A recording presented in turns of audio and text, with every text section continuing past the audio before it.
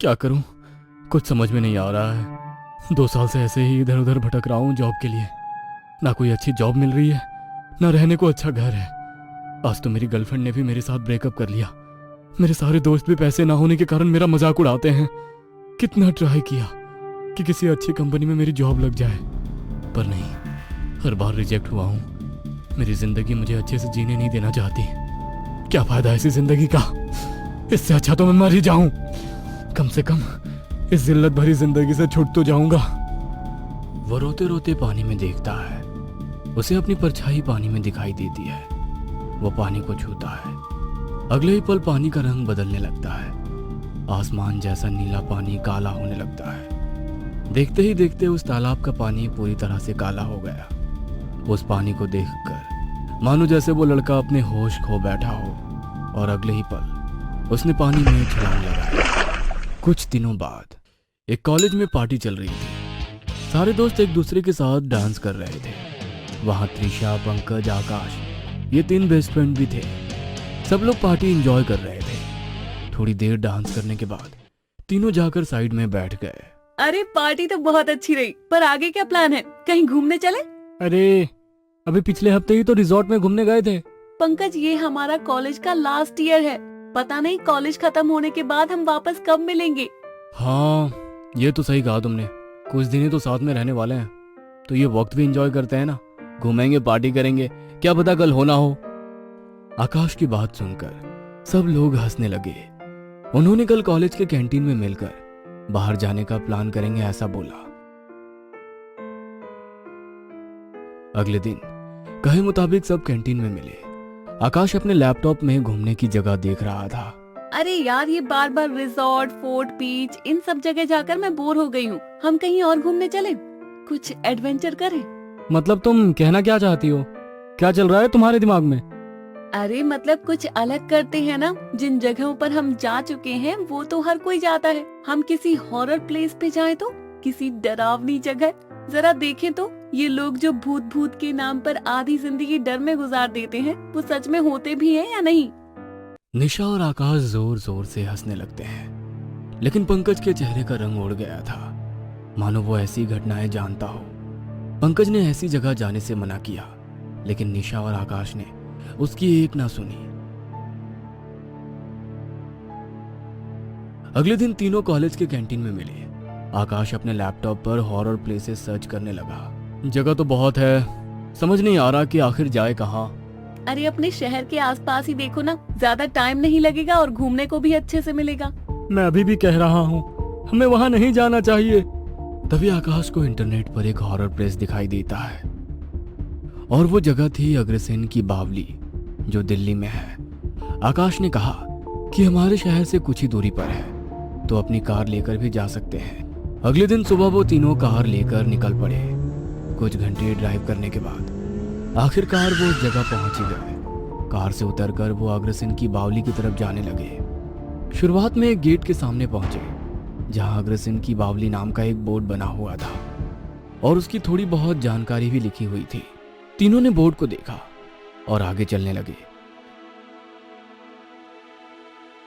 आगे चलकर उन्हें एक पहरेदार दिखाई दिया। वो उन तीनों की तरफ ही आ रहा था। आइए साहब, आप भी अग्रसेन की बावली देखने आए हैं? चलिए, मैं आपको लेकर चलता हूँ। पहरेदार उन सबको बावली के अंदर ले गया। बावली के अंदर 100 से भी ज्यादा सीढ़ी थी। पहरेदार ने बताया कि यह बावली 700 साल पुरानी है। यह बारिश के पानी को जमा करने के लिए बनाई गई थी। पहले यहाँ पर लोग तैरने के लिए भी आते थे, लेकिन कुछ साल पहले इसे बंद कर दिया। लेकिन इसे बंद क्यों किया? इतनी अच्छी तो है ये बावली।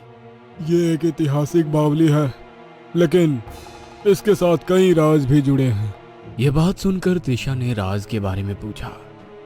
पहरेदार ने बताया कि कुछ साल पहले इस बावली का पानी पूरा काला पड़ गया था और वो लोगों को अपनी तरफ खींचता। लोग उसके अंदर डुबकी लगाते और मर जाते। उनकी लाशें भी ऊपर नहीं आती थी। लोग आज तक समझ नहीं पाए कि यह सब कैसे हुआ था। आज भी इस बावली में रात के समय अजीब अजीब आवाजें आती है। अजीब आवाज मतलब कैसी आवाजें? यहाँ पर रोने की, चिल्लाने की, पायल की, डरावनी हंसी की आवाज आती है। क्यों, क्या हुआ पंकज? अभी से आवाज सुनाई देने लगी क्या तुझे? आकाश और त्रिशा हंसने लगे। पहरेदार वहां से चला गया। त्रिशा, पंकज और आकाश वहां के बने खूबसूरत आकृति को देखने लगे। घूमते घूमते कब शाम हो गई उन्हें पता ही नहीं चला।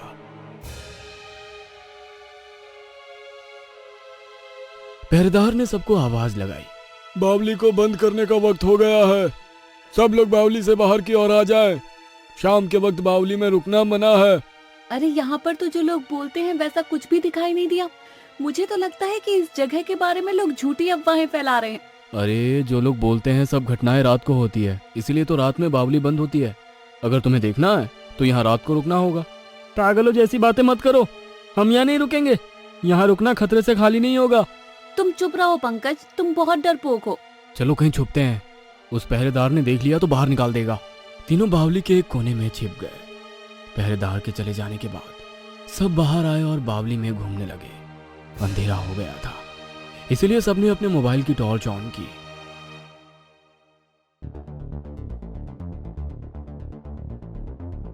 चलते चलते त्रिशा को ठोकर लगी और उसके हाथ से मोबाइल छूट गई।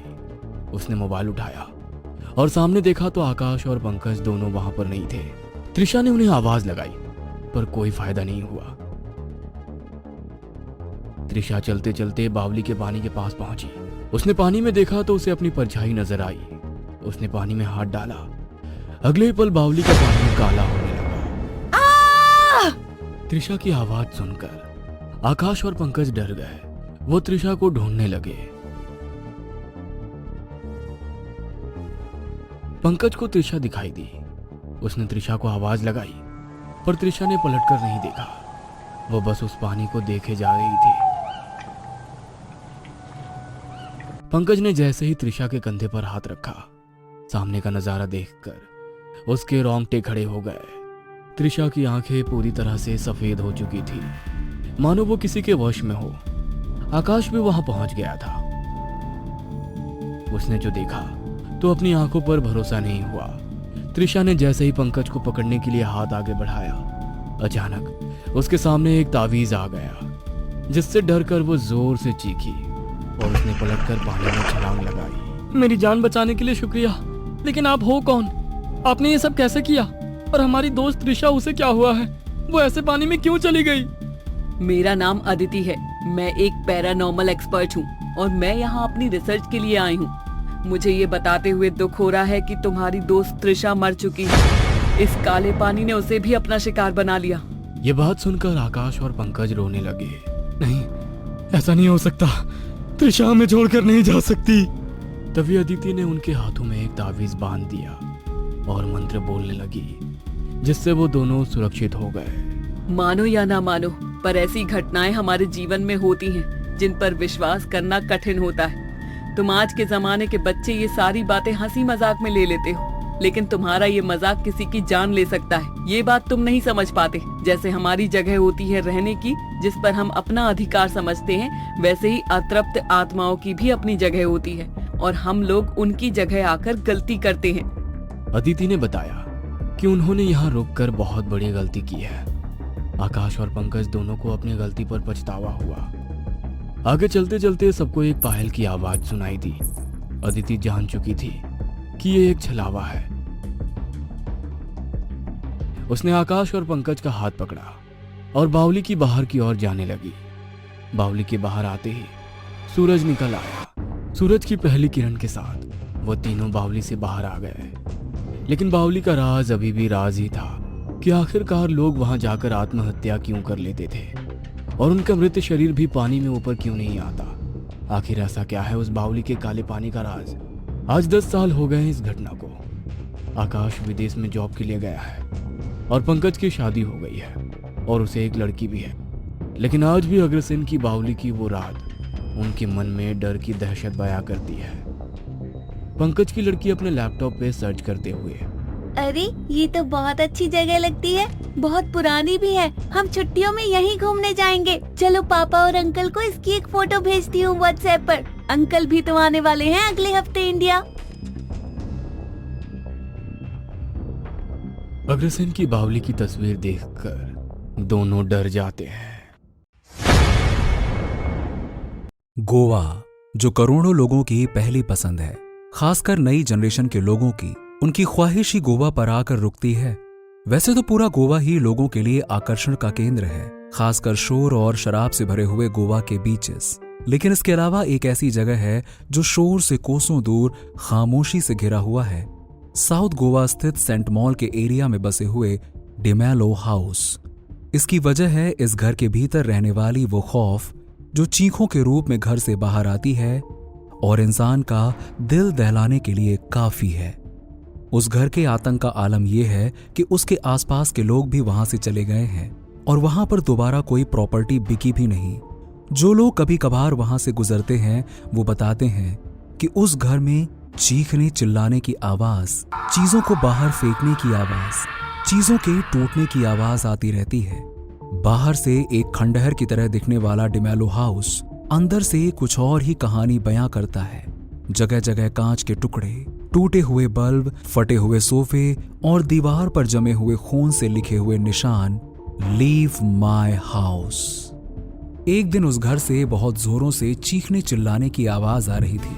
उन दोनों ने एक दूसरे का कॉलर पकड़ा हुआ था और लगभग घसीटते हुए दोनों सीढ़ियों से नीचे उतर रहे थे। पीटर ने थॉमस को धक्का देते हुए कहा, ये क्या कर रहा तुम, हमको छोड़ो। थॉमस बोला, तुमको तुम्हारा औकात दिखाने ले जा रहा है। तुम्हारा कोई हिस्सा नहीं इस घर पे। अभी तक तुमको घर पे रहने दिया, एहसान किया, अब निकलो हमारे घर से।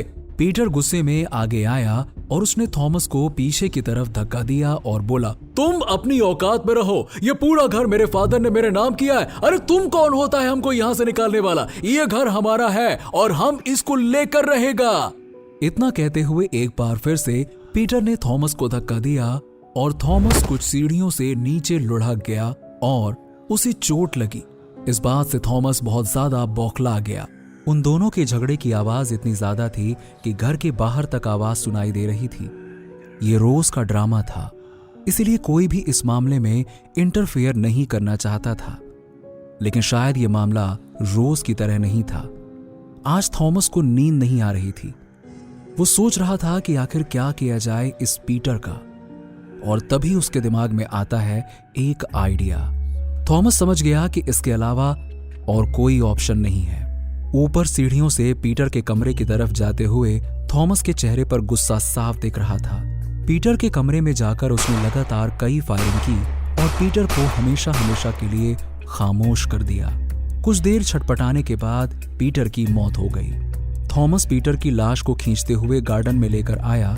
वहां उसने एक बड़ा सा गड्ढा बनाया और फिर पीटर की लाश को गड्ढे में डालकर दफनाकर बड़े ही आराम से घर के भीतर चला गया। उस वक्त तो थॉमस ने बहुत बहादुरी दिखाई थी, लेकिन उसे अब डर सताने लगा था। आखिर में कई दिनों बाद थॉमस ने घर से बाहर निकलने की हिम्मत की और गार्डन में आकर खड़ा हो गया जहां उसने पीटर की लाश को दफनाया था।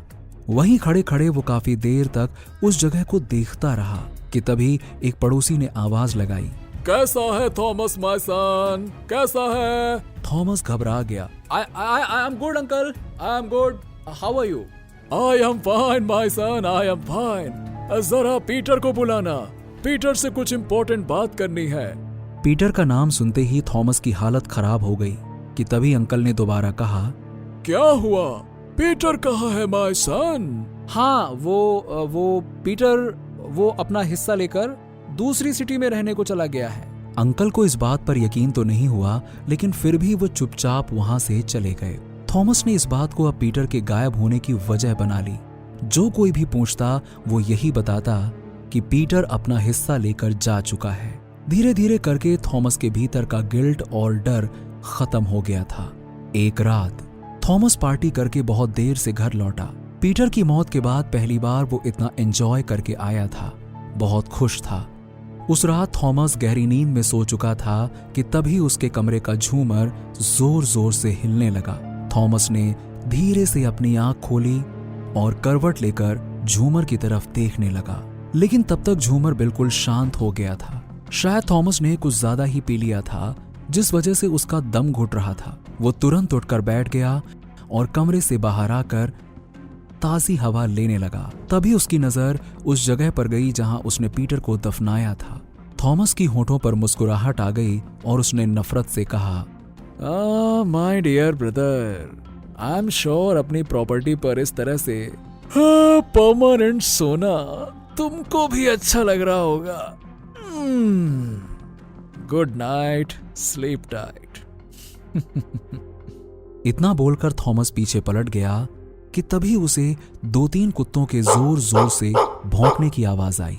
थॉमस ने जैसे ही पीछे पलट कर देखा तो उसने पाया कि 2-3 कुत्ते पीटर के दफनाए हुए जगह की ओर देखकर गेट के बाहर से ही जोर जोर से भौंक रहे हैं। थॉमस ने हंसते हुए कहा, पीटर, इन कुत्तों को भी तेरा यहाँ रहना अच्छा नहीं लग रहा भाई, तो भला मुझे कैसे लगता। फिर वो वापस घर के भीतर चला गया। थॉमस के वहां से जाते ही वो कुत्ते धीरे धीरे रोते हुए बिल्कुल खामोश हो गए और आसपास की झाड़ियों में छुप गए, लेकिन लगातार वो अभी भी लाश वाली जगह की तरफ देख रहे थे कि तभी धीरे धीरे वहां की मिट्टी में दरार आने लगी और एकदम से जोर से विस्फोट हुआ और 2 खून से सने हुए हाथ भीतर से बाहर निकले। फिर रेंगता हुआ वो जमीन पर आकर खड़ा हो गया।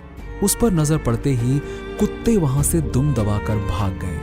थॉमस अपने कमरे में सुकून से सोया हुआ था कि तभी किसी ने एकदम से उसकी चादर खींचकर हटा दी। थॉमस एकदम से घबराकर उठकर बैठ गया, आसपास देखने लगा, लेकिन आसपास कोई नहीं था।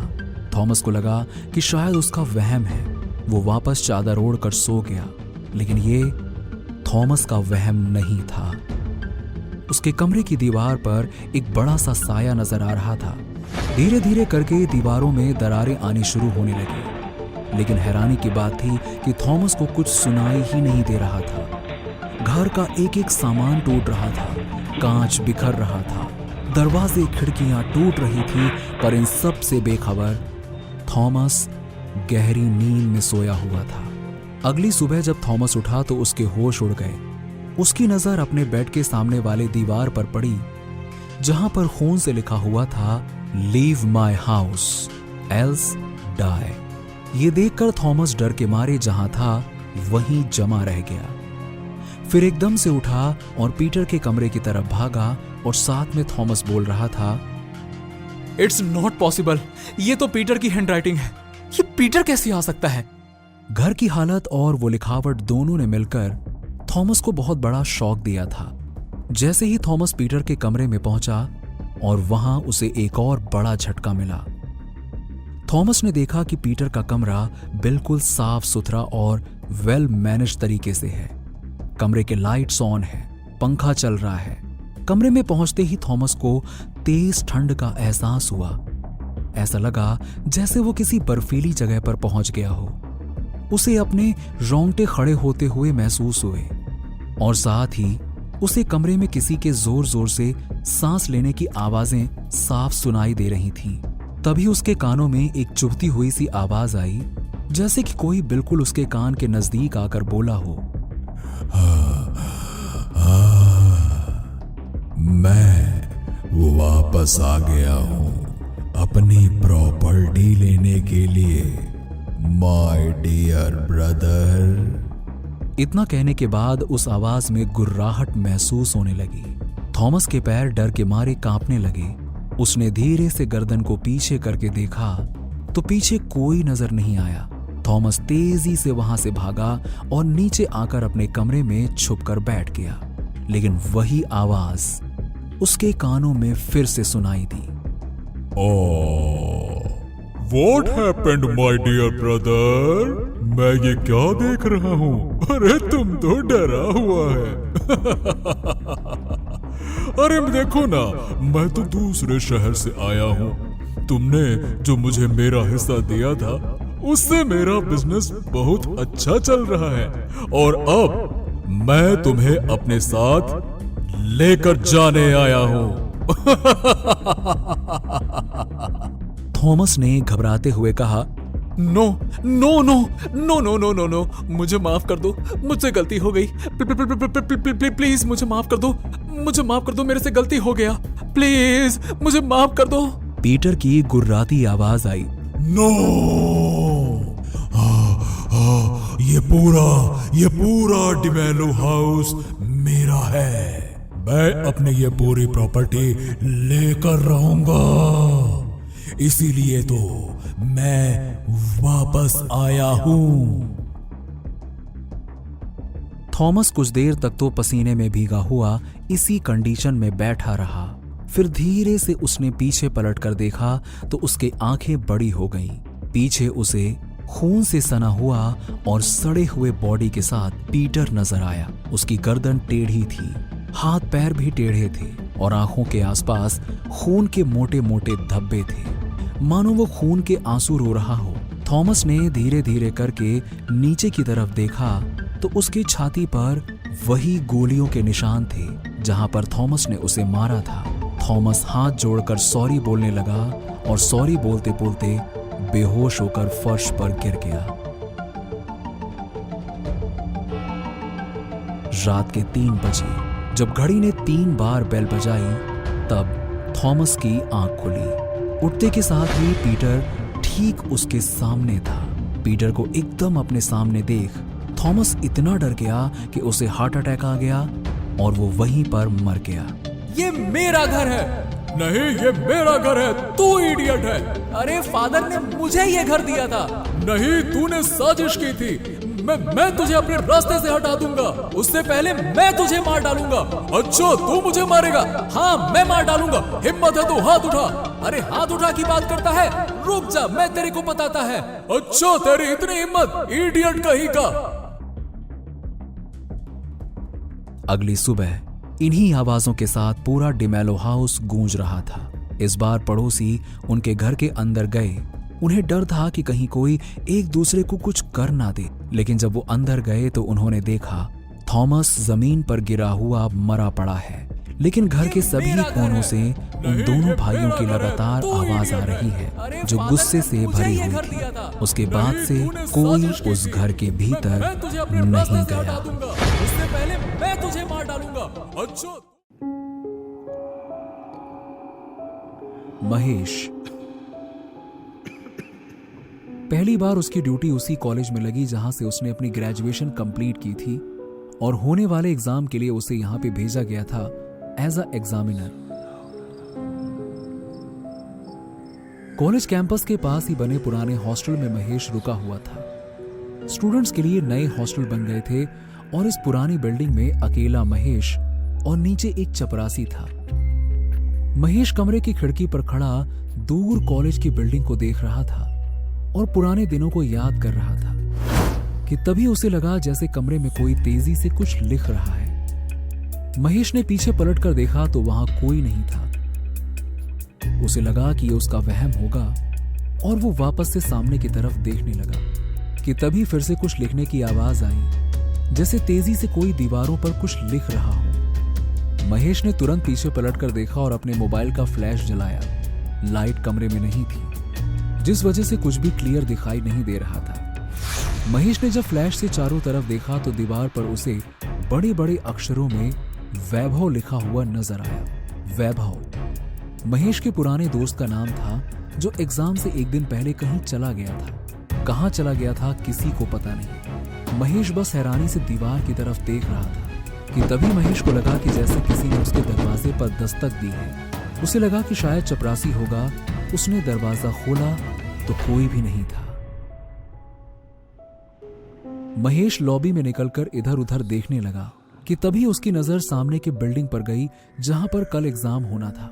महेश को लगा जैसे वहां पर लाइट जल रही है और 2-3 साए जल्दी से इधर से उधर भागते हुए नजर आए। इस वक्त बिल्डिंग में ये कौन है और लाइट वो भी उस कमरे में? कहीं ऐसा तो नहीं कि कोई क्वेश्चन पेपर चुराने के इरादे से आया है या चीटिंग का सामान छुपाने के लिए? चलो देखते हैं। महेश तुरंत नीचे गया और मोबाइल का फ्लैश जलाकर सामने वाले बिल्डिंग की तरफ बढ़ गया। वो बिल्डिंग के गेट पर पहुंचा ही था कि बिल्डिंग के पीछे से किसी के चीखने की आवाज सुनाई दी। महेश हैरान हो गया कि आखिर ये चल क्या रहा है। महेश मन ही मन आज के जनरेशन को कोसता हुआ बिल्डिंग के पीछे की तरफ बढ़ा। कांटेदार झाड़ियां और पत्थर से होते हुए वो जैसे तैसे बिल्डिंग के पीछे गया तो उसने देखा कि पीछे कोई भी नहीं था, लेकिन उसे एक पत्थर पर बहुत सारा खून नजर आया। महेश ने घबराकर ऊपर की तरफ देखा। ऊपर कमरे की खिड़की खुली हुई थी और उस खिड़की से जैसे कोई झांक कर देख रहा था। महेश ने जैसे ही ऊपर देखा तो वहां जो कोई भी था वो अंदर चला गया। महेश वापस आया और सीढ़ियों से होते हुए जल्दी जल्दी तीसरे फ्लोर पर गया, जिस कमरे से लाइट आ रही थी। वहां जाकर उसने देखा तो उस कमरे का दरवाजा खुला हुआ था, लेकिन भीतर कोई नहीं था। महेश ने अभी थोड़ी देर पहले इस कमरे की खिड़की पर किसी को देखा था। कोई तो था यहाँ पे, लेकिन इस वक्त कौन हो सकता है? और वो खून कहां से आया? अगर इस कमरे में क्वेश्चन पेपर होता तो इसे लॉक करके रखा गया होता। शायद मैं कुछ ज्यादा ही सोच रहा हूं, लेकिन फिर भी एक बार तो देखना बनता ही है। आखिर इतनी रात में यहाँ पे कौन हो सकता है? महेश ने भीतर झांक कर देखा तो वहां कोई नजर नहीं आया। महेश जैसे ही कुछ आगे गया तो पीछे की तरफ से ऐसा लगा जैसे कोई दरवाजा जोर जोर से पीट रहा है और आवाज लगा रहा है। महेश ने ध्यान दिया कि ये आवाज बाथरूम से आ रही थी, क्योंकि महेश यहाँ पर पढ़ चुका था और कॉलेज की बिल्डिंग में कहाँ क्या था इस बात से वो बहुत ही अच्छी तरीके से वाकिफ था। महेश ने घड़ी में समय देखा और बोला, बाथरूम में कौन है, वो भी इस वक्त? और अभी तो इस कमरे में लाइट जल रही थी और अब बाथरूम से आवाज आ रही है। क्या चल क्या रहा है? कहीं ये वही तो नहीं जो कमरे की खिड़की पर था? इतना सोचते हुए महेश बाथरूम की तरफ बढ़ गया। वहां एक लाइन से बने हुए कई सारे बाथरूम थे। महेश ने जब वहां जाकर देखा तो वहां कोई नहीं था। उसने आवाज लगाई, कोई है यहाँ पर? हेलो, कोई है क्या? सबसे आखिर में कोने पर जो बाथरूम बना हुआ था वहां पर उसे कुछ आवाजें सुनाई दी। ये आवाज एक से ज्यादा लोगों की लग रही थी। भला एक बाथरूम से इतने सारे लोगों की आवाज कैसे आ सकती है? ये क्या चक्कर है? उसके कदम धीरे धीरे उस तरफ बढ़ने लगे। वो जैसे ही कोने पर पहुंचा उसने धीरे से बाथरूम का दरवाजा पुश किया। दरवाजा अंदर से लॉक नहीं था, इसलिए खुल गया। अंदर का नजारा देखकर महेश के होश उड़ गए। अंदर 3 लड़के थे जो एक लड़के को बुरी तरह से बुली कर रहे थे। कोई उसकी शर्ट खींच रहा था तो कोई उसे इधर उधर से छेड़ रहा था। वो लड़का चीख रहा था और जाने देने के लिए गिड़गिड़ा रहा था, लेकिन वो 3 लड़के तो जैसे उसकी बात ही नहीं सुन रहे थे। ये देखते ही महेश पसीना पसीना हो गया। वो वहां मौजूद हर एक लड़के के चेहरे को गौर से देखने लगा। ये लड़के कोई और नहीं बल्कि उसके साथ पढ़ने वाले उसके क्लासमेट और दोस्त थे। और जिस लड़के के साथ वो लोग बदतमीजी कर रहे थे वो महेश का एक दोस्त वैभव था। महेश को ऐसा लगा जैसे वो समय में पीछे चला गया है। एग्जाम से एक दिन पहले की बात थी। ठीक इसी तरीके से रात का समय था जब महेश को रिस्पॉन्सिबिलिटी मिली थी कि रात के समय बिल्डिंग का इंस्पेक्शन कर ले। महेश जब इंस्पेक्शन करके लौट रहा था तब उसे बाथरूम से किसी के चीखने चिल्लाने की आवाज आई। महेश ने जब जाकर देखा तो वो लड़के महेश के दोस्त वैभव के साथ बदतमीजी कर रहे थे। महेश ने जब उन्हें समझाना चाहा तो उन लोगों ने कहा कि अरे हम तो नॉर्मल हंसी मजाक कर रहे हैं, अरे महेश तुम जाओ और अपना काम करो। महेश को लगा कि जैसे पहले भी वैभव के साथ ये लोग मस्ती मजाक करते थे वैसे ही कुछ होगा, इसीलिए महेश ने ज्यादा सीन क्रिएट नहीं किया और लौट गया। अगली सुबह वैभव का कोई पता नहीं था, बल्कि उस दिन के बाद से महेश कभी वैभव से मिला ही नहीं। उसने बहुत कोशिश की उसे ढूंढने की, बट कोई फायदा नहीं हुआ। अचानक इतने सालों के बाद उसी जगह पर वो सीन देखकर महेश के होश उड़ चुके थे। वो क्या करे क्या ना करे उसे समझ नहीं आ रहा था।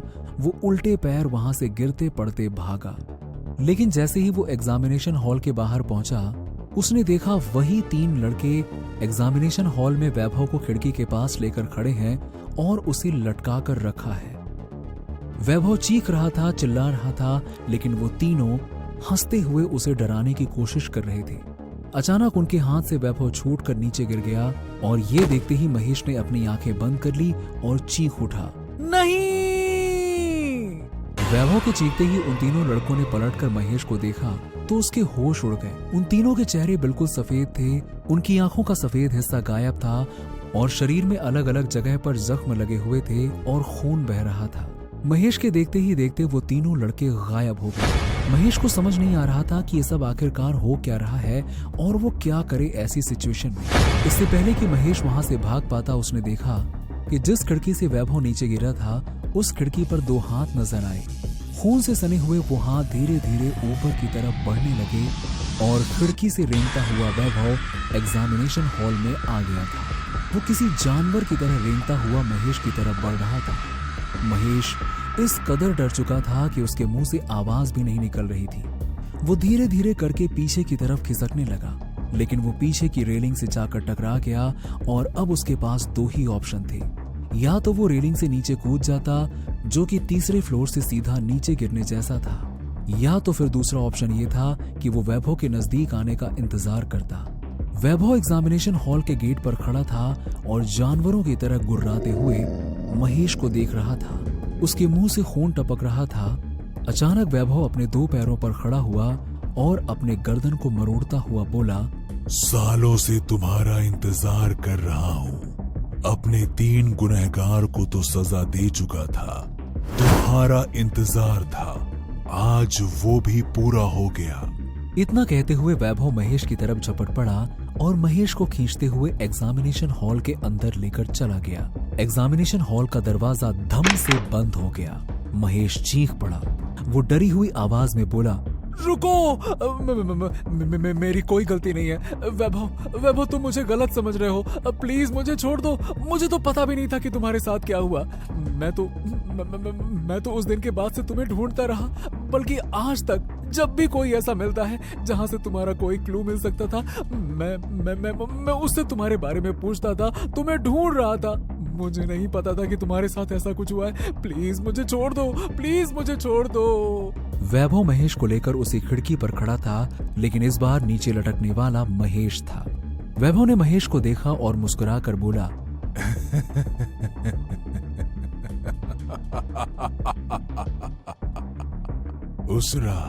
उस रात अगर तुमने उन तीनों से मुझे बचाया होता तो आज मैं जिंदा होता और तुम्हारी तरह अच्छी जिंदगी जी रहा होता। लेकिन तुमने मुझे मरने के लिए छोड़ दिया और तुम चले गए। उसके बाद इन तीनों ने मेरे साथ वो दरिंदगी दिखाई जो एक इंसान के लिए सोचना भी मुश्किल है, और फिर मुझे मरने के लिए छोड़ दिया। इतना ही नहीं, मेरी लाश भी किसी को नहीं मिलने दी, क्योंकि मुझे यहां से गिरने के बाद उन तीनों ने मेरी लाश को ही गायब कर दिया। लेकिन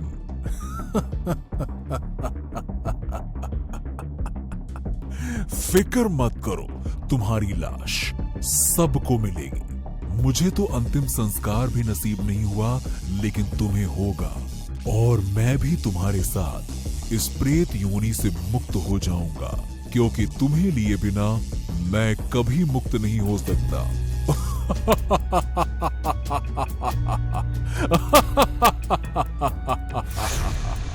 इतना कहते हुए वैभव ठहाके लगाकर हंसने लगा और एकदम से महेश की चीख की आवाज गूंज गई, जो पियून को भी सुनाई दी। वो पियून घबराता हुआ उस बिल्डिंग में गया, लेकिन उसे कहीं कोई नहीं मिला। अगली सुबह महेश की लाश खून से सनी हुई कॉलेज बिल्डिंग के पीछे चट्टान पर गिरी हुई मिली, जिसे देखकर सब हैरान थे कि आखिर महेश यहां क्या करने आया था। और वो राज ही रह गया कि आखिर उस एग्जामिनेशन हॉल के अंदर हुआ क्या था।